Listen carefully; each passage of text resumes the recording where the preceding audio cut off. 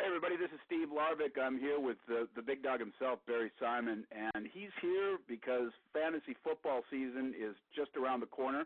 We just had the NFL football draft, Barry, and I understand you want to run down the top 5 things people can do to get ready for this year's fantasy draft.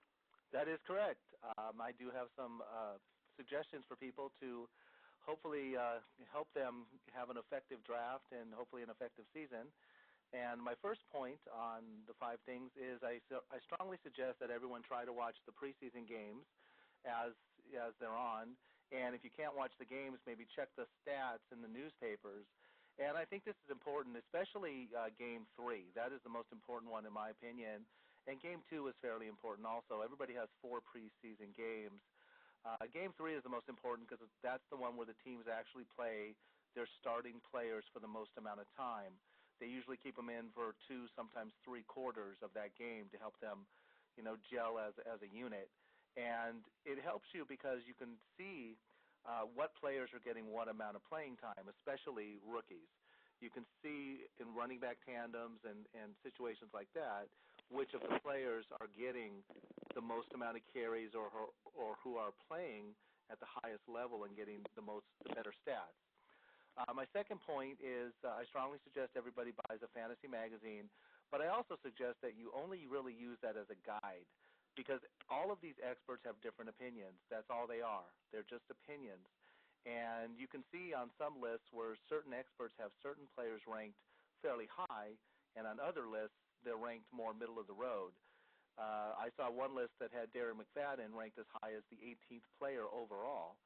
And, he's a rookie who hasn't really done anything yet, but I've also seen him ranked as low as in the high 30s. So, again, I strongly suggest you use it as a guide and that you follow what's going on and watch the preseason games and create your own list. Use your own list because the whole point of fantasy football really is to have fun.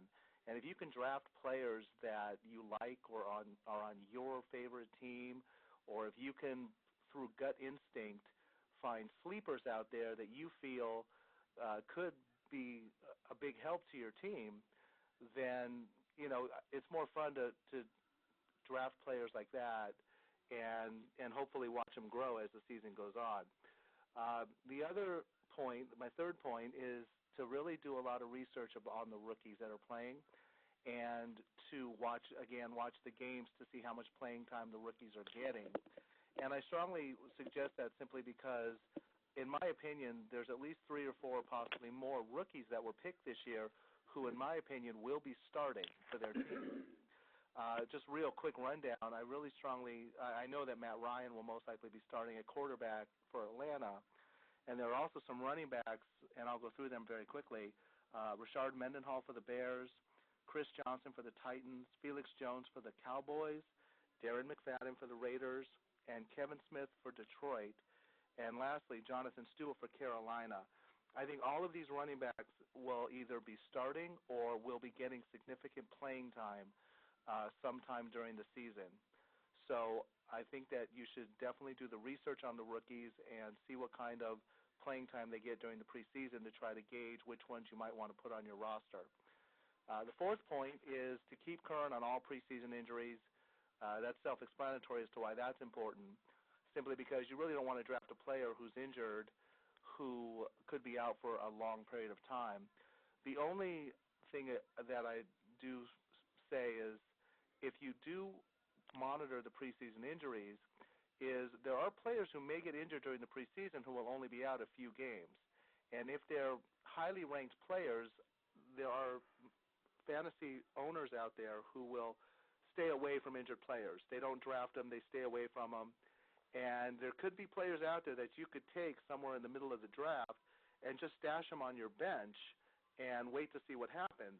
Because these players, if they come back healthy, could help your team toward the end of the season and more importantly maybe in the playoffs, in the fantasy playoffs, and help your team, be successful. So, injuries are important to watch and then gauge and then use your judgment as to whether or not these are players that you may want to put on your bench for later use. And the last item is I do suggest that people participate in mock drafts, free mock drafts. They're on many of the sports websites. NFL.com, ESPN.com, CBS Sportsline. Pretty much most sports websites out there will have drafts. Now, some of these drafts will actually lead to actual leagues that you can be in on the websites that are free.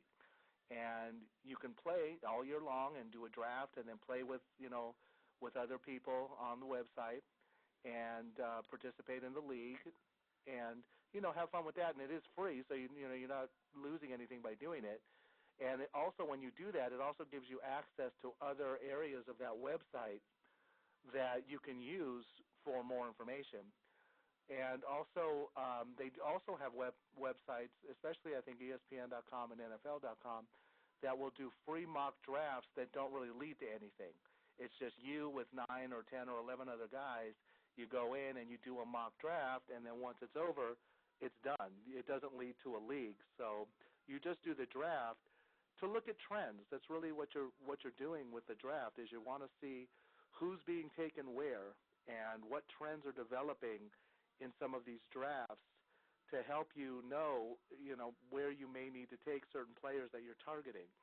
If you have certain players you're targeting and you think they may be available toward the middle of the draft, and if you go in, you can see in most of these drafts where these players are being taken. And if you notice that they seem to be taken closer to the beginning of the draft in the first few rounds, then if they're definitely a player that you want to target, you may need to take them sooner than you had expected, simply because you don't want to lose them, and these are players that you want on your team. Pretty much like a regular NFL draft, huh? Pretty much, and those are pretty much my five points. Now, everybody, Barry has put together his personal top 100 players right after watching the draft this year, and we're going to update it regularly. To get a copy of this, we put it on a PDF file, and we can email that to you, but we need to have you go in and tell us that you want it. To do that, go to www.b as in boy, D as in dog, B as in boy, FF, like Big Dog's Blog, fantasyfootball.com, bdbff.com, and put your first name in there and your email address, and then go to your email and confirm that you want it, and we're going to send you right away Barry's top 100 players for the 2008 draft. And then once you're on the list, Barry, we're going to be doing regular updates throughout the season, right? That is correct. And we can look forward to maybe some weekly audio updates. If you want to get on the podcast, you can do that as well.